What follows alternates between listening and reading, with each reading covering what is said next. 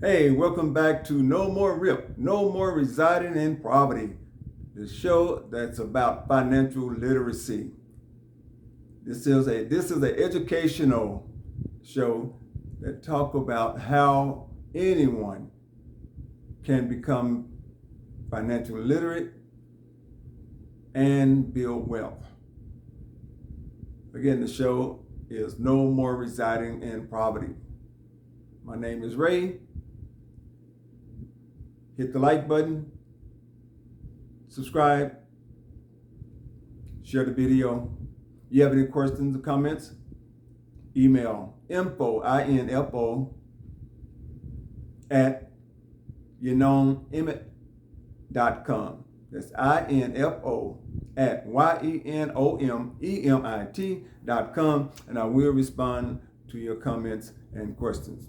Okay, today I want to talk about one of the number one things I always encourage people to become familiar with is credit and credit scoring.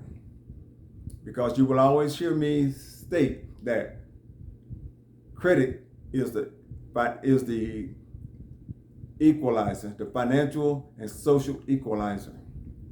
Our financial literacy is the key to financial success. And the reason I want to stress credit is because there is so much misinformation when it comes to credit and credit scoring. People are out there selling a lot of misinformation, misleading people, lies basically a lot of times. So what I will give you the real deal when it comes to credit. I have been dealing and counseling in the area of credit for over 25 years. I am a previous mortgage loan officer, credit consultant. I know what it takes to get a good credit score. I also know you cannot get a certain score in a short period of time. You know, all these people with the secret, they've broken secret codes, they have this secret, they can get your credit score up by 100 points in 24 hours. Don't believe the hype. Don't believe the hype. Because the credit system is based on certain things taking place. Longevity. How long have you been using credit? How much credit do you have? How have you paid on your credit? What is your usage ratio? Meaning, how much of your available credit do you use? So there's a combination of things that drive credit scores. So all this stuff about removing negative items from your credit report, that do not increase your credit scores. It's a combination of things. Example, if you have 5 items on your credit report, all 5 are bad. And if those 5 items are removed, now you have nothing for the system to score you on. So do you think because you have no credit, your scores will go up? No. Again, it's based on time, paying, and managing. Hit the subscribe button. Give me a thumbs up. Share the video. Also, go to this website, www.YenoMEmit.com. That's YenoMEmit.com. Read the blog. Look at the available resources. Get your education. Become financially literate so you will understand what it takes to build personal wealth. And I always talk about what I call U's, the letter U.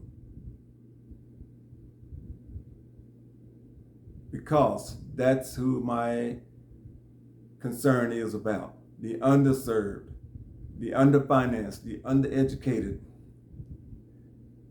the underfinanced. I call it U's. And the book, that's how I came up with the title of the book. Use Rules for Financial Success, How to Unlink the Poverty Chain. Pick up a copy, Amazon, and learn about what it takes to break the poverty chain. And to begin that process, credit. And I will always mention the 3 things you should be familiar with: credit, debt ratio, net worth. All of those combined creates your, ability to build wealth. Think about it. Credit. If you want money to start a small business, let's say you want to borrow $100,000. Banks do not loan $100,000 to people who have bad credit or low credit scores. Now they may, depend on the situation. That's where debt ratio come in. What is your debt ratio?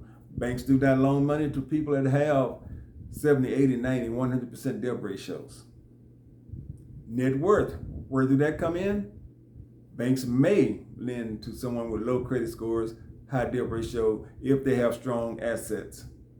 So what are you worth on paper? Do you have collateral that you can put up in order to reduce the bank's risk?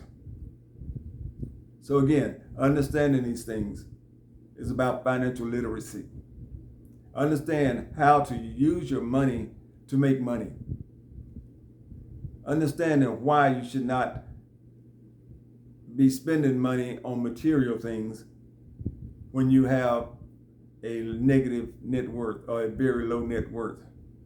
Understand why you should not be trying to buy name brand products or clothing and you're broke. That's part of financial literacy. People that are financial literate understand you buy based on your needs and your ability to pay. Savings, cash. When you have cash, you're in a position to save money. Believe me, you can save money when you have cash, because you walk in and you make a purchase and you have the cash, you can bargain. You know, whether it's a car, whether it's a house, cash is king. But now, as far as your credit is a necessity when it comes to building wealth. Understand how the credit scoring system works. Go to sites such as Experian.com and go to the resource section, and they have all type of resources, educational resources that will teach you about credit. You don't need to go to the credit repair company. The problem I have with people going to credit repair companies, because how can you rely on them to do a good job when you don't know what they are supposed to be doing? I mean, I can look at your credit report and I can tell you certain things, but if you don't know, how do you know if it's true? It's kind of like going to the doctor and the doctor telling you that you need a kidney transfer. A kidney transplant, rather. How do you know? Unless you get a second opinion. Unless you know what it is to have, what it's like to have a bad kidney. But my point is, you cannot rely on one source for your information. Do your research. Get educated. I've seen time and time and time again where people have gone to credit repair companies, got nothing out of it but promises. And now, go to YouTube.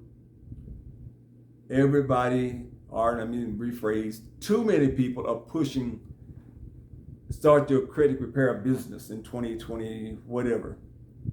So they're trying to sell courses. They're going to teach you how to repair credit. Now, what that shows me is that it's easy, well, which I already know it, but it should show you as a consumer how easy it is to get into the credit repair business. No training required, no licensing required. So how do you know what this person is telling you is true? What does it take to become a credit repair business. A $10,000 bond, which only requires $1,000 payment. Register with your local state. That's it. There's no test required. There's nothing required to say that this person is qualified to be a credit repair company. That's why I never use the term in my business, credit repair. We do not do credit repair. We teach people how to manage credit using laws and regulations that's in their favor. You know, all this stuff about getting items removed, sending letters. I've seen stuff where people claim to have 101 letters that work. BS. What works is you knowing what the rules and regulations are. But don't go to these people. They will not let you know the truth, which is they don't know. They can sell you into believing that they know. Because one video I watched this guy, and he always talk about the laws and he broke the credit code. It's like, come on, consumers, those of you who believe this guy, if he broke this code and he can get all these, say, magnificent results, why isn't he running a multi-million-dollar company? You think the credit bureau don't know about these people? They know the scams they're pulling. They know that people are out there providing misinformation because the consumers don't understand. Here's what I always suggest. If you are planning to sign up with a credit repair company, ask them to review the contract before you sign up.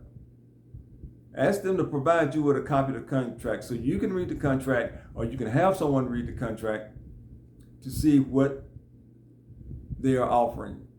Because a lot of their contracts basically say, you pay us and we'll do our best efforts, but there's no guarantee, which by law they cannot guarantee anything. They can guarantee that they can give you your money back, but will they? But they cannot guarantee you that they can have items removed. There's no way they can make a best efforts. So again, legitimate companies will say, hey, here's a copy of our contract, read it over. When you feel confident, come back to us and sign up. But the scammers don't want you to read the contract because they know if you read the contract, you will not sign the contract. Now, some of them have very good hardcore salespeople that will convince you, don't worry about it. We've been doing this for X amount of years. You know, we know how to get results.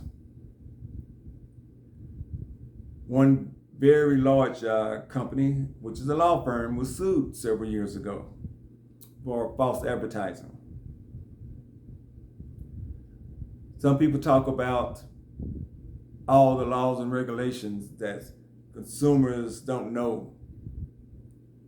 Get a copy of the Fair Credit Reporting Act. There's a section 601 through 628. That's the only section as a consumer that you need to be familiar with. The rest of the stuff deals with retailers and financial institutions. But people like to throw all this jargon out there to make consumers believe that it's very complicated and they need to sign up with them to get results. Matter of fact, just watched the video last week. This person, what you can tell is all fake. And they said that student loans cannot be removed. So they show this clip where this person supposedly removed a student loan. But if you look at the clip closely, you can see it's fake. It's a copy or paste type thing, a paste is fake. It's all fake. You hear the stories about tax liens can be removed, back child support can be removed. Now, you think this was true? Don't you think the other real companies would know how to do these things? Why is it this person who just started a YouTube channel and have a digital product they're willing to sell to teach you how to do it because they have the secrets? These people don't have big time, well-educated attorneys working for them. They went out, in some cases, they have copied information and put together some material to sell. But if you don't know, yes, it sounds good. It's kind of like, anything. Some people are good salespeople. There are some people that will or can sell you on buying something easier than the person that's trying to help you can sell you on not buying it. And the reason for that is because you want to believe the other person. That's what you want. You want to believe you can get your credit score to 800. But you don't think, how can I get my credit score to 800? Or how can this company get my credit score to 800? I'm at a 500.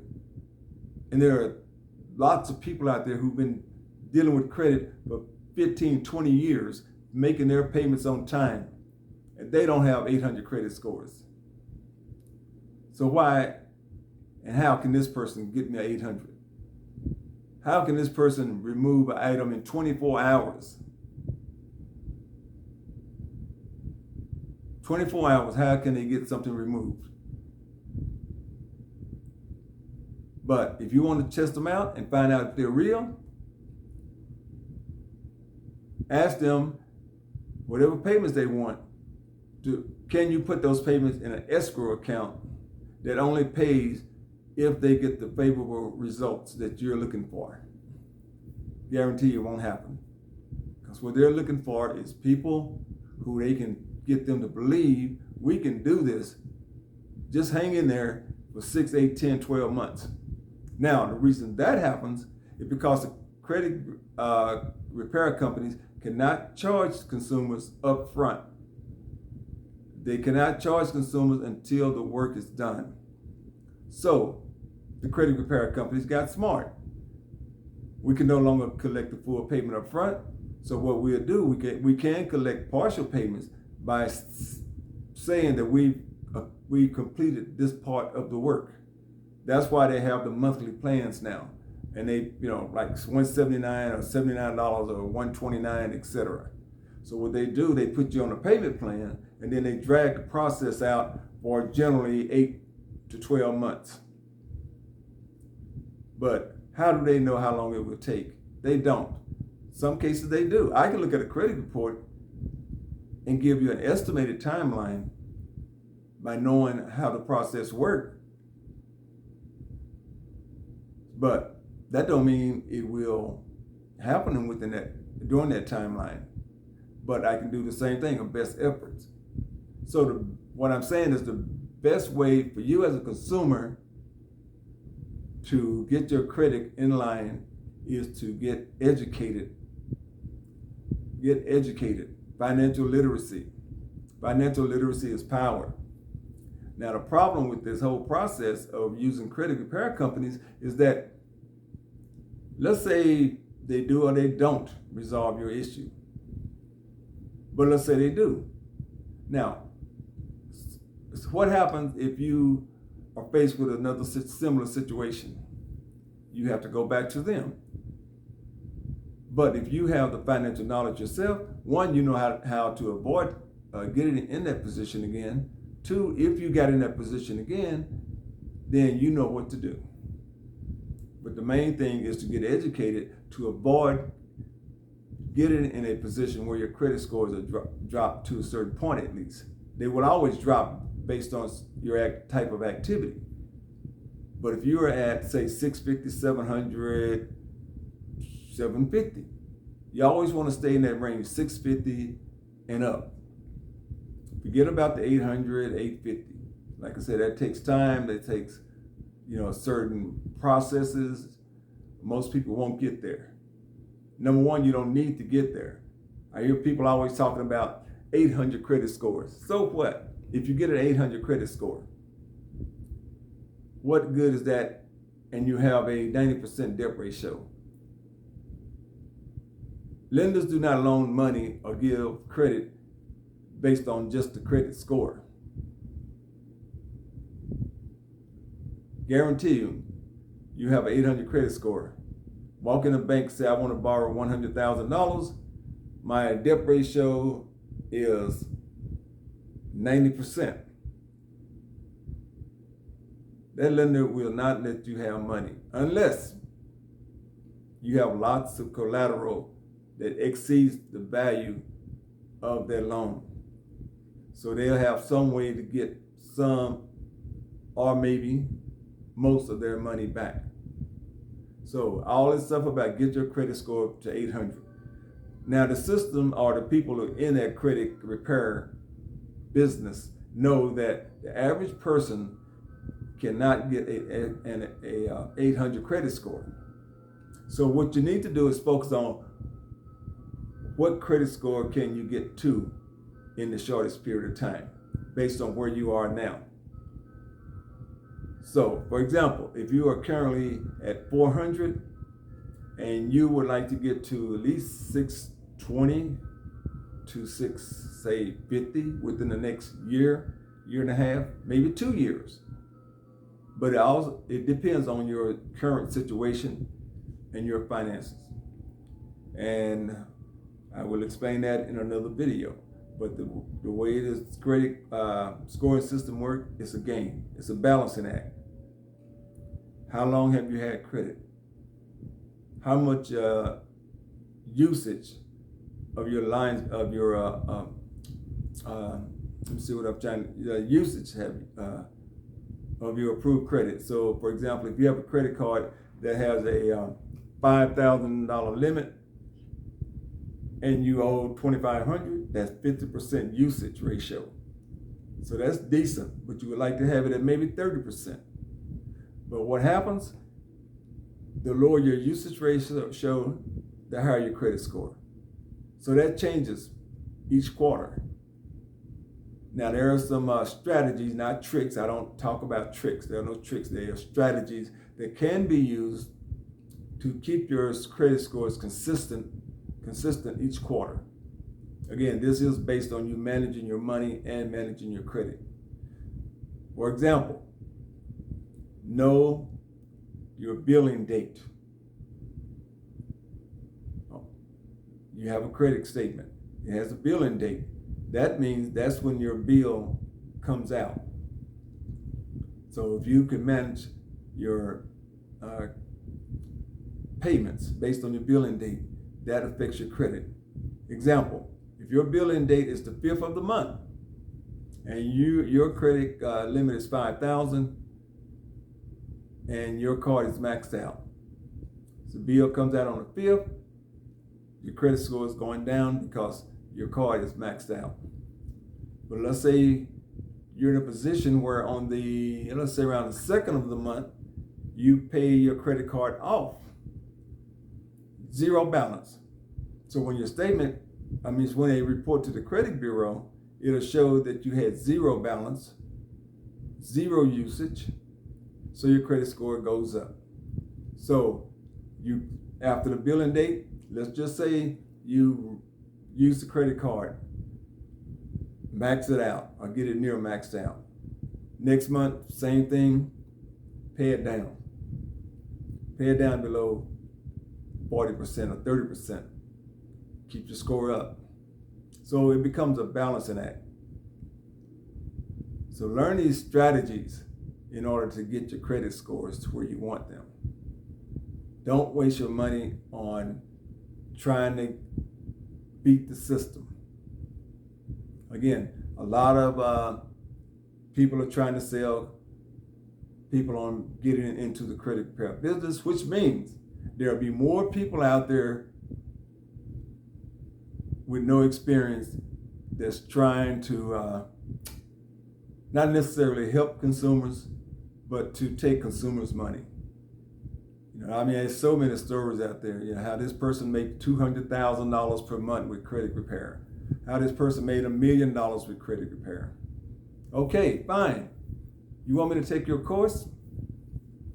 Why don't you let me have the course, and I guarantee you I'll pay you back once I make X amount of dollars.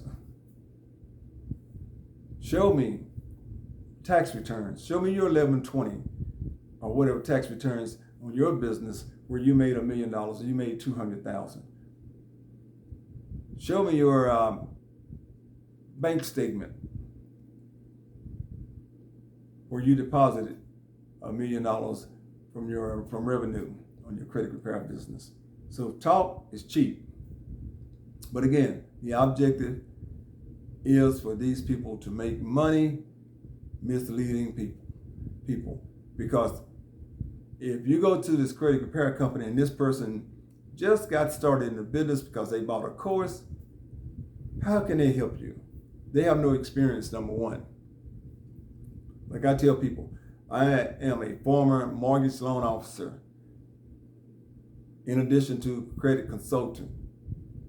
I've seen thousands of credit reports. I know how to analyze a report. I know how to provide strategies for resolving issues with credit reports. I don't do any of the scamming type trickery stuff that some of these people do, where they want to do the shotgun letters, where they, send the letters in, just shoot these letters in, disputing items, in hopes that the creditor will slip up and not report it back to the credit bureau and certify that the information is correct. It's called the shotgun approach. But now, what they don't tell you in those cases is that they may not certify the account within 45 days or 60 days. But when they do certify that the account is valid, it goes back on your credit report. So I've seen these stories where people try to, let's say mortgage, people who wanted a mortgage loan, so they would go to the credit repair company and the credit repair company would convince them, well, you need to get your credit score up. Well, let's just say from our part, from the lender's part, your credit score need to go up by 50 points in order to qualify. So they go to a credit repair company who tell them they can get their scores up in 30 to 45 days. So they would pay them the money and realize, hey, they're not doing it. It can't happen. So again, there's so much misinformation out there. Credit is important, but take your time. Work with experienced people. Read the contracts before you sign the contract. I don't care how much guarantee they promise you. It doesn't matter, because if they promise you 100% money back guarantee, what good is that if you can't get your money back? Either way, it happens. People think they like the security of, I can get my money back if this don't work. But again, yes, they can offer a 100% money back guarantee, but will they give you your money back without you having to go through legal systems, which they know you won't, because a lot of times you can't afford it, and they know this. So again, my name is Ray. The show is No More RIP, No More Residing in Poverty. Hit the like button, subscribe, share the video. Go to the website, www.YenomeMit.com. That's Y-E-O-N. So, excuse me, kind of tired. That's YENOMEMITINC.com. Now, to make sure you remember it, take the first word, YENOM. That's money. Flip it around, that's money. Next word, E-M-I-T, Emit, E-M-I-T, that's T-I-M-E, spelled backwards. So that's money time. It's easy to remember, money time, spelled backwards. Yenom Emit. Also remember to email your questions and comments to info@yenonemit.com. Get your education. Become financially literate. Understand when you are making transactions. Understand when it comes to credit, how to manage your credit, self-manage your credit. Don't rely on someone telling you. Sure, get you a coach if needed, a good coach, not just someone who's claiming to be a coach or educator.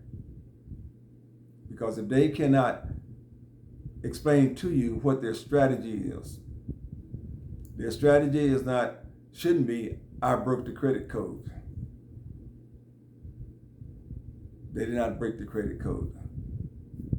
Or their strategy should be a little known secret. There are no little known secrets. So the credit repair companies, the bad ones, use all these keywords to get your money. Good companies let you know up front, this is where you are, this is what you need to do. If you want to get your credit scores up, here's the plan. You owe this company. It's a charge off. Just got charged off a year ago. Let's work on that. Pay this. Agree to a lower payment. Offer a lower payment if you can pay it off. But now, before you get into not paying or paying lesser amounts on what you owe, there's one thing you don't hear people talk about. It's by the IRS. It's called phantom income. Look it up. Phantom income with the IRS. What that means is that this is income that you receive because you did not pay someone back the full amount. For example, if you have a credit card bill and you owe $1,000, and the company agreed to accept $500, the other $500, the IRS may consider that as phantom income, and you have to pay income tax. Same thing, if you owe someone $10,000 and you don't pay, IRS may consider that as phantom income. So you may have to pay tax. So again, that's why when you have a credit manager who understand things, who use strategies and techniques, opposed to someone who are just making promises that they can get items removed because they have a secret or because of a little known law. Again, my name is Ray. This is No More RIP, No More Residing in Poverty. Financial literacy is the equalizer. Get your financial education, but make sure you get your education from the right source. Don't get financially miseducated. Credit is the key to start building wealth. Decide or know where you are with your credit scores. Go online, get copies of your credit report from Experian, TransUnion, and Equifax. Pay to get your credit scores. Sign up for a program where you can get your credit scores each month. And it's not necessary, I say quarterly, check your credit scores, because there's no reason you need to check your credit scores each month. You're not planning to buy something each month. But when you do decide to make a purchase or apply for credit, then you want to check your credit scores to see where you are before you go and apply. Now, I've heard people talk about all the different models, and certain companies use certain type of models, FICO this, FICO 7, FICO 10. You don't need to know all of that. You just need to know what your credit scores are. Because if you go to a dealership, say, to purchase a car, you're not going to go in and, which FICO system do you use? Number one, you should not be getting your car financed through the dealership to begin with. you should be getting your cars financed through a credit union or your bank. And even before then, you need to know your score before you apply with them. So when you walk in, you know what your credit scores are. And if you have a good bank or credit union, the representative will let you know what their requirements are before you apply. So you don't have to take a hit or get an inquiry on your credit report because you applied and you didn't qualify to begin with. I always recommend, if you're going to make an automobile purchase or even get an installment loan, ask your lenders what are the requirements, what credit score. Some do not have a credit score requirement, some do, because most of them don't care about your credit score. Now, there are certain companies called, certain institutions use what's called credit scoring model. And that credit scoring model is that you must have at least a 650 or 700 score. And if you are below that, you automatically disqualified. They do not take in consideration your debt ratio or your ability to pay. It's called score driven. I used to hate it when I worked for one company, a mortgage company, that had a credit driven system. And the minimum requirement for the loans, conventional loan, was 620. And if a person had a 618, they automatically got declined. And I thought that was so stupid because some of these people had low debt ratio. They just didn't use credit. I did not use credit for a long time. The only reason I started using credit because I realized I need to borrow money sometimes. So I need to establish credit and maintain decent credit scores. Otherwise, when I would go to a bank, I would get rejected because I had a low credit score, not because I had bad credit, it was because I did not use credit. So unfortunately, we have to use credit if we plan to advance financially in life. Very few people can live without credit. Definitely not, I would say, lower income people.